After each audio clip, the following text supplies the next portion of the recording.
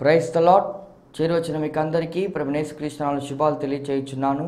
ఈ దినము కొరకు ఏర్పాటు చేయబడిన లేఖన భాగము అపోస్తల కార్యములు 5వ అధ్యాయము 32వ వచనం. మేమును దేవుడు తనకు విధేయులైన వారికి అనుగ్రహించిన పరిశుద్ధాత్మయు ఈ సంగతులకు సాక్ష్యమై ఉన్నామని చెప్పిరి. ఆమేన్.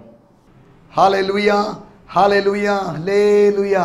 క్రీస్తునందు ప్రియ సహోదరి సహోదరులారా, ఈ కార్యక్రమాన్ని యూట్యూబ్ ద్వారా, టీవీ సెట్ల ద్వారా చూస్తున్నటువంటి నా ప్రియ సహోదరి సహోదరులారా, మన కార్యక్రమం అయినటువంటి ఆయన హెచ్చవలసి ఉన్నది, హీ మస్ట్ ఇంక్రీజ్ అనేటువంటి మీ కార్యక్రమం అనేటువంటి వాక్య వివరణ, వాక్య విశ్లేషణ కార్యక్రమానికి మిమ్మల్ని ప్రేమపూర్వకంగా ఆహ్వానిస్తున్నాం.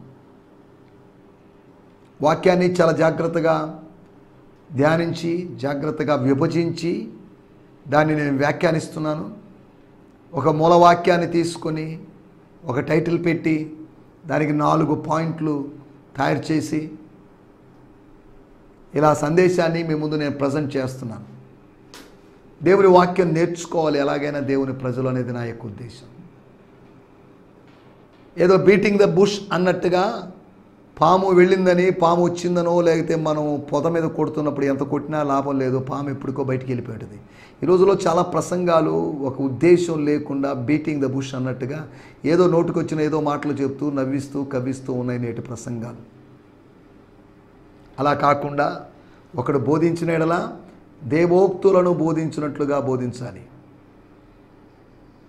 కనుక దేవుని సేవకుడిగా నేనైనా ఎవరైనా ఆ రీతిగా బోధించాలని మీరు ప్రార్థించాల్సిందిగా మిమ్మల్ని ప్రేమపూర్వకంగా కోరుతున్నాను.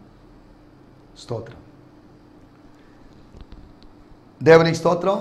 ఈ సమయంలో నిన్న మనము అపోస్తల కార్యములు 5వ అధ్యాయము 20వ వచనాన్ని ఆధారంగా చేసుకొని ఎందుకు ప్రకటించాలి, ప్రకటించాల్సిన అవసరం ఏంటి, what is the need of preaching అనే దాని గురించి మనం మాట్లాడుకున్నాం.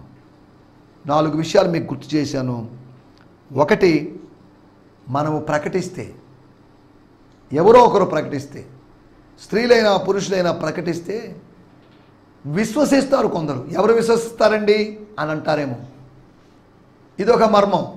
నిత్య జీవమునకు నిర్ణయించబడిన వారు విశ్వసిస్తారు. అలాగైతే మళ్ళీ మీరు అడుగుతారేమో, నిత్య జీవానికి ఎప్పుడు నిర్ణయించబడ్డారు? నిత్య జీవానికి నిత్యత్వములోనే నిర్ణయించబడ్డారు. అనగా జగత్తుకు పునాది వేయబడక ముందే నిర్ణయించబడ్డారు. కాలము తరువాత నిత్యత్వంలో మనము నిత్యము జీవించడానికి కొంతమంది దేవుడు నిర్ణయించుకున్నాడు. పలానోళ్ళు పలానోళ్ళు పలానోళ్ళు, పలాని క్యాస్ట్ అని కాదు, పలాని మతమని కాదు, పలాని ఇంటి పేరు కలిగిన వాళ్ళని కాదు, పలాని చదువుకున్న వాళ్ళని కాదు, పలాని ఊరోళ్ళని కాదు. దేవుడు ఎవరినో నిర్ణయించుకున్నాడు. దేవుని స్తోత్రం, దేవుడు నన్ను నిర్ణయించుకున్నాడు.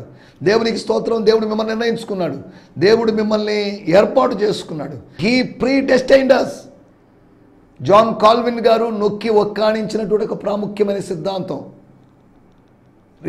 ఆ సంస్కరణ కాలములో వచ్చినటువంటి 5 ప్రాముఖ్యమైనటువంటి సూత్రాల్లో TULIP అని చెప్పబడినటువంటి 5 విషయాలు, వాటిలోకి మనం ఎప్పుడు వెళ్ళలేదు. వాటిల్లో ఒక ప్రాముఖ్యమైన విషయం ప్రీడెస్టినేషన్, ముందుగా నిర్ణయించడం. మనం ముందుగా నిర్ణయించబడ్డాం. దేవుని స్తోత్రం. మనం పుట్టడానికి ముందుగానే, తల్లి గర్భంలో ఆవిర్భవించడానికి ముందుగానే, మన తల్లిదండ్రులు పుట్టడానికి ముందుగానే, వారి తల్లిదండ్రులు పుట్టడానికి ముందుగానే దేవుడు ముందుగా నిర్ణయించాడు. దేవుని యొక్క భవిష్యత్ జ్ఞానం, దేవుని యొక్క ఫోర్ నాలెడ్జ్ ఆఫ్ గాడ్. దేవుని స్తోత్రం, హల్లెలూయా. దేవుడు మనల్ని ముందుగా నిర్ణయించాడు. మనల్ని మనం నిర్ణయించుకోలేదు, మనల్ని మన తల్లిదండ్రులు నిర్ణయించలేదు, మనల్ని ఇతరులు నిర్ణయించలేదు, మనల్ని దేవుడు నిర్ణయించాడు, ఏర్పాటు చేసుకున్నాడు, పిలిచాడు, నీతిమంతులుగా తీర్చాడు, పరిశుద్ధులుగా చేస్తున్నాడు, మహిమపరుస్తాడు. ఇవి స్టెప్ బై స్టెప్గా జరిగే విధానాలు. వీటి గురించి లేఖనాలు అక్కడక్కడ ఆధారాలు ఉన్నాయి. మనం ఇప్పుడు వాటిలోకి వెళ్ళలేదు. స్తోత్రం. విశ్వసించడానికి ఒక వ్యక్తి పంపబడి, ఒక గ్రూప్ పంపబడి, ఒక ఇద్దరు వ్యక్తులు పంపబడి ప్రకటించాల్సిన అవసరం ఉంది. అపోస్తలుడైన పౌలు అన్నాడు, మా ప్రకటన వ్యర్థం అన్నాడు. పునరుద్ధానం లేకపోతే మా ప్రకటన వ్యర్థం అన్నాడు.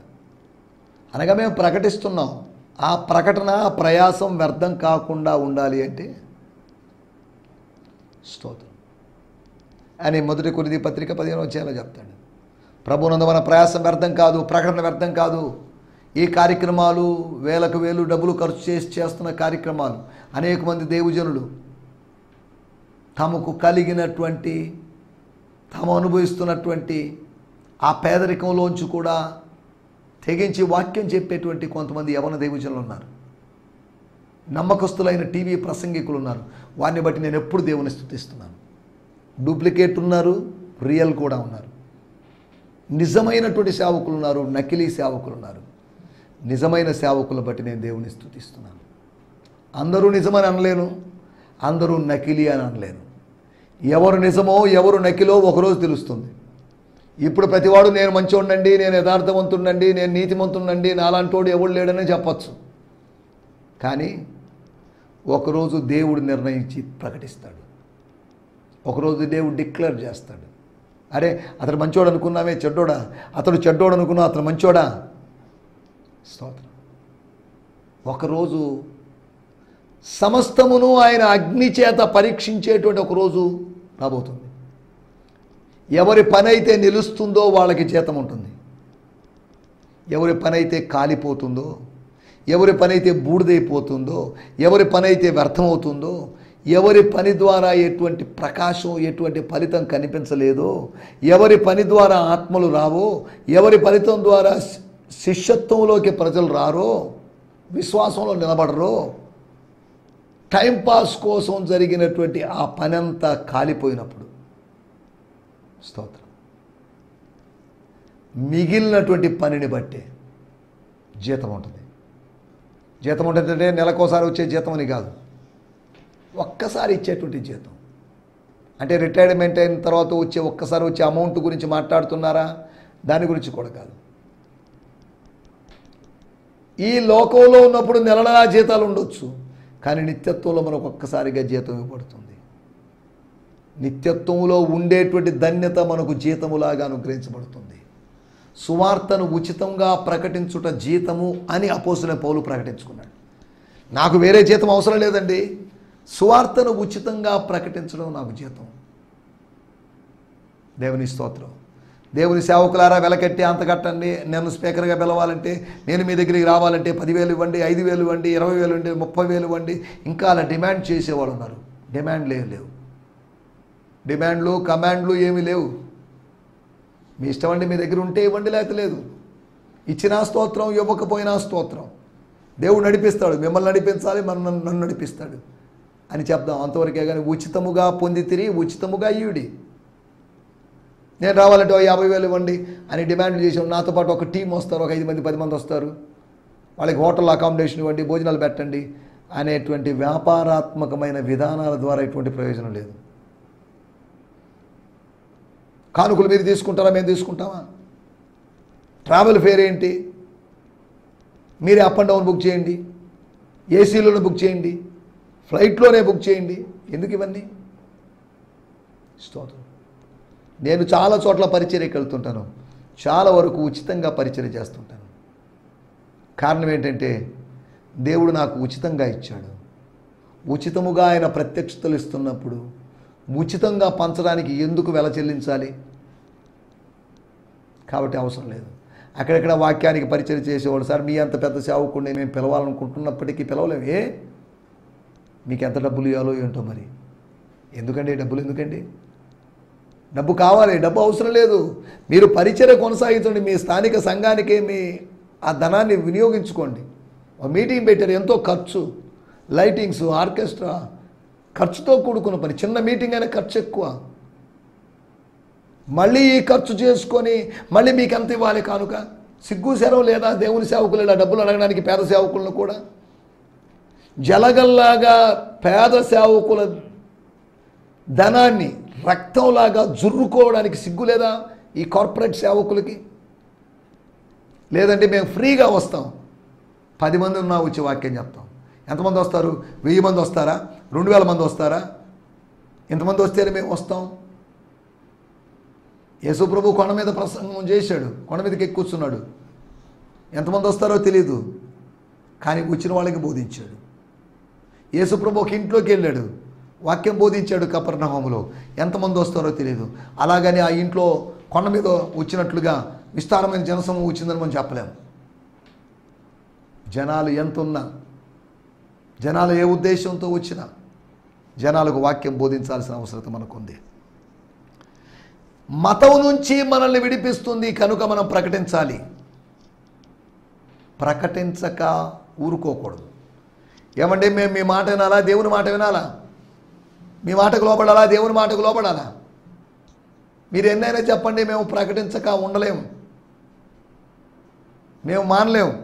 ఇక్కడ రాయబడింది 6వ అధ్యాయం చివరి భాగంలో, ప్రతి దినము దేవాలయములోను ఇంటింటను మానక బోధించుచు యేసే క్రీస్తు అని ప్రకటించుచుండిరి. ప్రతి దినం, వారానికి 2 రోజులని కాదు, వారానికి 3 రోజులని కాదు, విశ్రాంతి దినం రోజులు మాత్రమని కాదు, ఆదివారం రోజుని కాదు, ప్రతి దినము, every day they are preaching. స్తోత్రం. ఈ రోజులో సేవకులు ఒక ఆదివారమో, ఒక శుక్రవారమో, లేదా ఒక శనివారం, ఇంకేదైనా మంగళవారం చేస్తారు. ఈ 3 రోజులు చేసిన దానికి అలసిపోతున్నారు. ప్రతి దినము పరిచర్య చేయాలి. ఉదయ సాయంకాలాలు పరిచర్య చేయాలి. పరిచర్య చేయాలి. యవనస్తులారా పరిచర్య చేయాలి. నా మాటలు ఎవరైనా వింటున్నటువంటి యవన సేవకులు ఎవరైనా ఉన్నట్లయితే సోమరిపోతులుగా ఉండొద్దు. ఈ వయసులో పరిచర్య ఎక్కువ చేయాలి, పరిగెత్తాలి, చాలా దూరం వెళ్ళాలి, చాలా గ్రామాలు వెళ్ళాలి, చాలామందికి సువార్త చెప్పాలి, చాలా కరపత్రాలు పంచాలి, చాలా ప్రార్థించాలి, చాలా ఉపవాసం ఉండాలి. స్తోత్రం. హల్లెలూయా. 4వదిగా అనేక మంది శిష్యులు అవుతున్నారు. ప్రకటన ఫలితంగా శిష్యులు తయారవుతారు. శిష్యులను ఉత్పత్తి చేసేటువంటి శక్తి కలిగింది ప్రకటన. సువార్త ప్రకటనకు అంత శక్తివంతమైంది. సువార్త ప్రకటన అంటే ఏదో సామాన్యమైన కార్యం కాదు. దేవుని స్తోత్రం. హల్లెలూయా. వీటి గురించి 4 విషయాల గురించి నిన్నటి ఎపిసోడ్లో మనం ఆలోచించాం.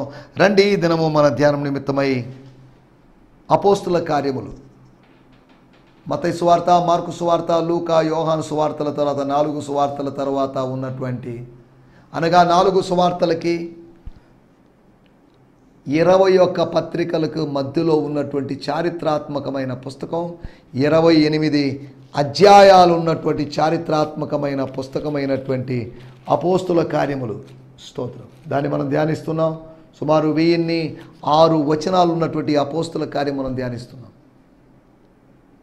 1006 వచనాల్లో నుంచి 365 ప్రసంగాలు మాత్రమే. ఈ 2024 నుంచి మనం వేరే వాక్య భాగాలు ధ్యానించుకోబోతున్నాం. దేవుని స్తోత్రం. హల్లెలూయా. భిన్నంగా బోధిస్తే బాగుంటుందని నా యొక్క ఆలోచన. రొటీన్ విధానం కాకుండా, చేసిన విధానంలో కాకుండా, ప్రభు చిత్తమైతే వేరొక విధానంలో, ప్రభు చూపించిన విధానంలో, ప్రభు నేర్పించిన డైరెక్షన్ ఇచ్చిన విధానంలో మనం చేయడానికి ప్రయత్నం చేస్తాం. మన ధ్యానం నిమిత్తమై అపోస్తుల కార్యములు 5వ అధ్యాయము 32వ వచనం. Book of Acts 5th chapter verse 32. మేమును దేవుడు తనకు విధేయులైన వారికి అనుగ్రహించిన పరిశుద్ధాత్మయు ఈ సంగతులకు సాక్షులమై ఉన్నామని చెప్పిరి. మేమును అనగా అపోస్తులమైన మేమును. స్తోత్రం.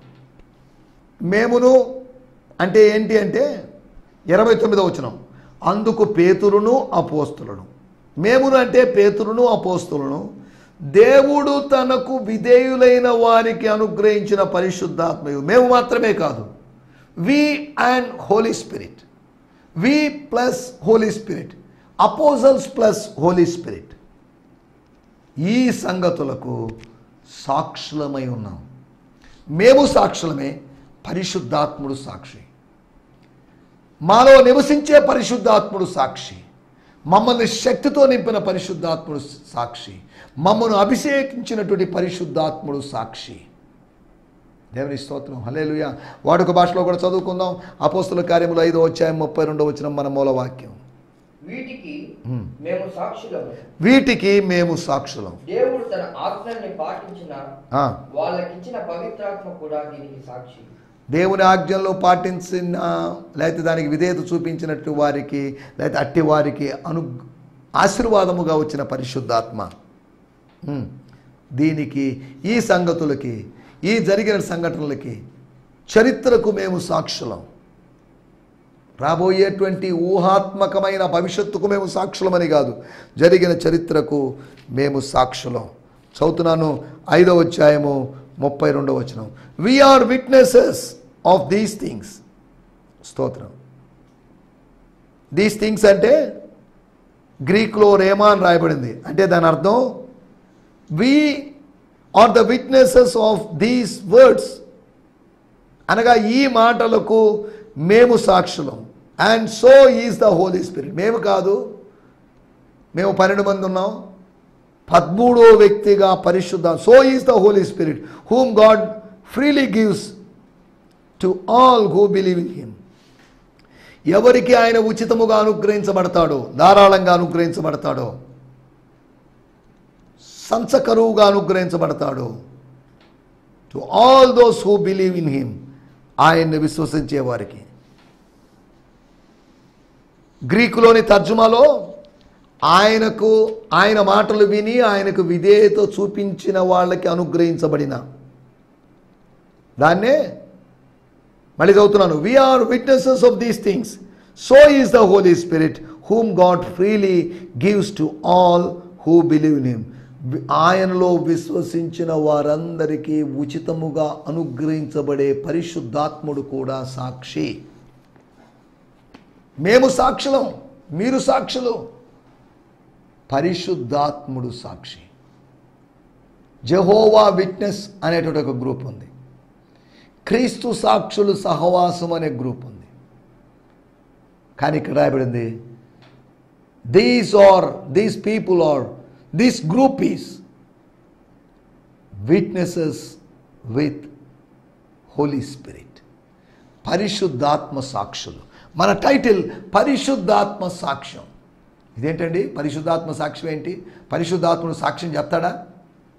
సాక్ష్యం చెప్పడానికి శక్తినిచ్చేది ఆయనే, కానీ ఆయన సాక్ష్యం చెప్పడం ఏంటి అని మీరు అడుగుతారేమో. ఇక్కడ గమనించండి, మేము మా సంగతి పక్కన పెట్టేయండి.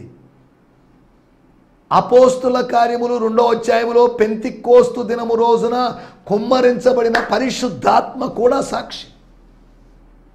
మేము అబద్ధ సాక్షులం కాదు, ఆయన అబద్ధ సాక్షి కాదు, మా తోటి సాక్షి అయినాడు ఆయన. మాది అబద్ధమై ఉంటే మాతో ఆయన సాక్షిగా ఉండేవాడు కాదు. మాది సత్యం కనుక, మా సువార్త సత్యం కనుక, మేము చెబుతున్న మాటలు సత్యం కనుక, మా మాటలకు ముద్ర వేస్తూ మాతో సాక్షిగా, మా సాక్ష్యాన్ని అంగీకరిస్తూ సువార్త ప్రకటిస్తున్నప్పుడు దాన్ని బలపరచడానికి, ఆ వాక్యాన్ని స్థిరపరచడానికి సూచక్రియలు జరుగుతున్నాయి. ఇక్కడ సాక్ష్యాన్ని బలపరచడానికి స్వర్గము నుంచి పంపబడిన పరిశుద్ధాత్ముడే. Yes, that is true witness. What they said is true, 100% true అని ఏకీభవిస్తున్నాడు వాళ్ళ సాక్ష్యంతో. పరిశుద్ధాత్ముని యొక్క సాక్ష్యం ఏంటి? ఈ సంగతులను గూర్చి సాక్ష్యమిస్తున్నాడు. ఏ సంగతులు? పైన చెప్పబడినటువంటి అధ్యాయంలో చెప్పబడిన 2 సంగతుల గురించి సాక్ష్యం ఏంటి అని మనం కొద్దిగా ఆలోచిస్తే 5వ అధ్యాయము 30వ వచనం. మీరు మానున వేలాడవేసి లేదా వేలాడదీసి సంహరించిన, చంపిన, సిలువ వేసిన యేసును మన పితరుల దేవుడైనటువంటి, మన పితరులైన అబ్రహాము, ఇస్సాకు, యాకోబుల దేవుడైనటువంటి యెహోవా దేవుడు, ఎల్ షదాయ్ దేవుడు, నిత్యుడగు దేవుడు, సర్వశక్తి కలిగిన దేవుడు, యెహోవా ఈరే, యెహోవా రాఫా, యెహోవా నిస్సి, యెహోవా సబాయోత్, యెహోవా షాలోమ్, యెహోవా సిదికేను అయినటువంటి దేవుడు. స్తోత్రం. లేపెను. 1, పరిశుద్ధాత్ముడు సాక్షిగా ఉన్న సంగతి ఏంటి అంటే యేసు ప్రభు యొక్క పునరుత్థానమును గురించి. Holy Spirit testified about the resurrection of Jesus Christ as apostles were witness of this event or this experience. అపోస్తుల కార్యములు 4వ అధ్యాయము 33వ వచనం. ఇదిగాక అపోస్తులు బహుబలముగా ప్రభు అయిన యేసు పునరుత్థానమును గురించి సాక్ష్యమిచ్చిరి. బోధించారని కాదు, వివరించారని కాదు, సాక్ష్యమిచ్చారు. బోధించడానికి అనుభవం అవసరం లేదు, అనుభవం కావాలి, కానీ సాక్ష్యానికి మాత్రం ఖచ్చితంగా అనుభవం కావాలి. ఇలా జరుగుతుందని అనుకుంటున్నాను అని చెప్తే దాని సాక్ష్యం అనరు. అనుభవించి చెప్పిందే సాక్ష్యం. ఇక్కడ రాయబడింది ప్రభు అయిన యేసు పునరుత్థానమును గురించి సాక్ష్యం ఇచ్చింది. ఎవరు? అపోస్తలులు. ఎలా? బహుబలముగా, మైటిలీ, స్ట్రాంగ్లీ, వెరీ ఎఫెక్టివ్లీ, ప్రభావితంగా, శక్తివంతంగా వాళ్ళు సాక్ష్యం ఇచ్చారు. ఎవరికి? యూదులకి, అన్యజనులకి. స్తోత్రం, హల్లెలూయా. మనం ఆలోచిస్తున్న విషయాలు, మొట్టమొదటి విషయము పరిశుద్ధాత్మని యొక్క 4 సాక్ష్యాలు మీకు జ్ఞాపకం చేయబోతున్నాను. అందులో మొట్టమొదటి సాక్ష్యం పరిశుద్ధాత్మని యొక్క సాక్ష్యం యేసు యొక్క పునరుత్థానాన్ని గురించి. చనిపోయి 3 దినముల తర్వాత లేచినటువంటి, సమాధిని చేయించి, రోమా ప్రభుత్వపు ముద్రను చేయించి, కావాలని చేయించి, స్తోత్రం, అలా జయించినటువంటి యేసు అనగా పునరుత్థానుడైనటువంటి యేసు. యేసు ప్రభు చెప్పాడు పరిశుద్ధాత్ముడు వస్తాడు, ఆయన నాలాగా కాదు, నేను మీతో ఉన్నాను, కానీ ఆయన మీతో కాదు, మీలో ఉంటాడు. ఆయనకు నివసించడానికి మీరు కావాలి, నేను నివసించడానికి మనకు ఏదో స్థలం కావాలి, కానీ ఆయనకు నివసించడానికి, పరిశుద్ధాత్మకు నివసించడానికి మనమే స్థలంగా, మనమే నివాస స్థలంగా. Believers are the disciples are the dwelling places of divine Holy Spirit. అనగా శిష్యులే పరిశుద్ధాత్మ యొక్క నివాస స్థలాలు. దేవుని స్తోత్రం, హల్లెలూయా. మొట్టమొదటి విషయం యేసు యొక్క పునరుత్థానాన్ని గురించి, ఆ సంగతిని గురించి, దానికి సంబంధించిన విషయాలు, దానికి సంబంధించిన ఇన్ఫర్మేషన్కి, దానికి సంబంధించి మేము చేసిన ప్రకటనకి పరిశుద్ధాత్ముడు సాక్ష్యం. అనగా సందేశములో సాక్ష్యము లేడని కాదు దాని అర్థం. సాక్ష్యమైన, ఉపదేశమైన, బైబిల్ క్లాస్ అయినా, ఇంకేదైనా కావచ్చు, ఆయన చెప్పబడుతున్న, పలుకబడుతున్న, ప్రకటించబడుతున్న మాటలకి ఆయన సాక్షిగా ఉన్నాడు. స్తోత్రం, హల్లెలూయా. ఆయన సాక్షిగా ఉన్నాడు. మనిషి సాక్ష్యమే బలమైందైతే, 2-3 సాక్షులు చెప్పిన దాన్ని బట్టి సంగతిని స్థిరపరచుకొని, జస్ట్ వాళ్ళిద్దరు చెప్పారండి, 3 చెప్పారు, దట్స్ కరెక్ట్ అని అనుకుంటూ ఉన్నప్పుడు పరిశుద్ధాత్ముని యొక్క సాక్ష్యం ఎంత బలమైంది అర్థం చేసుకోండి. పరిశుద్ధాత్ముని సాక్ష్యము ఆయన గురించి కాదు, పరిశుద్ధాత్ముని సాక్ష్యము యేసును గురించి, యేసు పునరుత్థానం గురించి. రెండో విషయం నేను మీకు జ్ఞాపకం చేస్తాను. అపోస్తుల కార్యములు 5వ అధ్యాయం 31వ వచనం. ఇశ్రాయేలునకు మారు మనసును, పాప క్షమాపణను దయచేయుటకై దేవుడు ఆయనను అధిపతిని గాను రక్షకుని గాను తన దక్షిణ హస్తముల చేత హెచ్చించి ఉన్నాడు.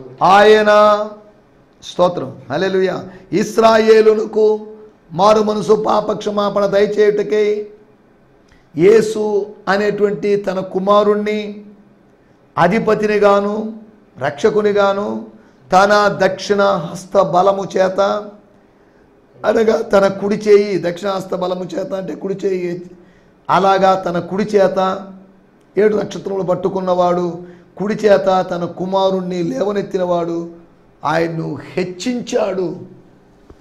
స్తోత్రం. అనగా ఈ సంగతులకు మేము మాత్రమే కాదండి, పరిశుద్ధాత్ముడు కూడా సాక్ష్యం. ఒకటి పరిశుద్ధాత్మ యొక్క సాక్ష్యం యేసు పునరుత్థానం గురించి, రెండోది పరిశుద్ధాత్ముని యొక్క సాక్ష్యము యేసు యొక్క ఎగ్జాల్టేషన్ గురించి, అనగా యేసు యొక్క హెచ్చింపును గురించి, యేసు హెచ్చించబడడం దాని గురించి. అన్ని నామముల కన్నా పైనామంగా, భూమి మీద కన్నా, పాతాళము కింద కన్నా, పైనున్న లోకము, ఆకాశలోకం, ఈ 3 లోకాల్లో కన్నా ఒక బెస్ట్ నేమ్గా, బెస్ట్ పర్సన్గా ఆయన హెచ్చించబడ్డాడు. యేసు హెచ్చించబడ్డం గురించి స్తోత్రం సాక్ష్యము పరిశుద్ధాత్ముడు చెప్పాడు. పరిశుద్ధాత్ముడు ఇంకా ఏం సాక్ష్యం చెప్పాడో చూద్దాం. రోమీలకు రాసిన పత్రిక 8వ అధ్యాయము 16వ వచనం, పేజీ నెంబర్ 138. మనమందరము దేవుని పిల్లలమని, మీరు దేవుని పిల్లలని, నేను దేవుని పిల్లవాడినని, దేవుని కుమారుణ్ణని ఆత్మ తానే అనగా పరిశుద్ధాత్ముడు తానే అనగా మహిమ కలిగిన ఆత్మ మనుష్యాత్మతో సాక్ష్యం ఇస్తూ ఉన్నాడు. సాక్ష్యం అప్పుడు అలా జరిగింది, ఇప్పుడు అలా జరిగింది, అప్పుడు మర్డర్ జరిగింది, అప్పుడు అలా జరిగింది, అప్పుడు చంపుకున్నారు, పొడుచుకున్నారు అనే దాని గురించి కాదు, కానీ కుమారత్వాన్ని గురించి సాక్ష్యం ఇస్తున్నాడు. He was testifying about the sonship of a believer. ఒక విశ్వాసి యొక్క కుమారత్వం, ఒక విశ్వాసి యొక్క దత్తపుత్రత్వాన్ని గురించి సాక్ష్యం ఇస్తున్నాడు. స్తోత్రం. మనము దేవుని పిల్లలమని ఆత్మ తానే, వేరే వాళ్ళ ఆత్మతోని కాదు, ఆత్మ తానే, మనలో నివసించేటి ఆత్మ తానే మన ఆత్మతో అనగా పరమాత్మ పరిశుద్ధుని ఆత్మతో సాక్ష్యం ఇచ్చాడు అని కాదు, ఇచ్చుచున్నాడు, ఇస్తూనే ఉన్నాడు. దేవుని స్తోత్రం. 3వ సాక్ష్యము పరిశుద్ధుల యొక్క కుమారత్వాన్ని గురించిన సాక్ష్యం. 1 ప్రభు యొక్క పునరుత్థానాన్ని గురించిన సాక్ష్యం, 2వది ప్రభు హెచ్చించబడ్డాన్ని గురించిన సాక్ష్యం, 3వది పరిశుద్ధుల యొక్క కుమారత్వాన్ని గురించిన సాక్ష్యం. 4వ విషయం హెబ్రీయులకు రాసిన పత్రిక 10వ అధ్యాయము 15వ వచనం. ఈ విషయమై పరిశుద్ధాత్మ కూడా మనకు సాక్ష్యాన్ని చెప్తున్నాడు. ఆదివారము మన సంఘ ఆరాధనలో మన సందేశానికి ముందని కాదు, పరిశుద్ధాత్ముడు సాక్ష్యం ఇస్తున్నాడు. దేని గురించి? 14వ వచనం. ఒక అర్పణ చేత పరిశుద్ధపరచబడిన వారిని సదాకాలమునకు సంపూర్ణులుగా, పరిశుద్ధుల యొక్క సంపూర్ణతను గురించి సాక్ష్యం ఇస్తున్నాడు. దేవుని స్తోత్రం, హల్లెలూయా. పరిశుద్ధాత్ముడు ఇస్తున్నట్టు సాక్ష్యాలు, ఆయన సాక్ష్యం అబద్ధం కాదు, ఆయన సాక్ష్యము సత్యము. కాబట్టి పరిశుద్ధాత్మ సాక్ష్యపు అనుభవాలతో మనం ముందుకు సాగడానికి ప్రభు మనకు సాయం చేయనుగాక. ఆమేన్, హల్లెలూయా. మీ అందరికీ ఈ సందేశము మీకు ఆశీర్వాదకరంగా ఉందని నమ్ముచున్నాము. ప్రార్థనా అవసరతల కొరకు మమ్మల్ని సంప్రదించవలసిన మా చిరునామా గిద్యోన్ మిషన్ చర్చ్, 6వ వీధి, శాంతినగర్, నెల్లూరు 4, ఆంధ్రప్రదేశ్. పిన్ 524004. మా ఫోన్ నంబర్లు 7036443613 మరి ఒక నంబర్ 9392293010. మా ఈమెయిల్ ఐడి gfihmi2015@gmail.com. దేవుడు మిమ్మును ఆశీర్వదించునుగాక. ఆమేన్.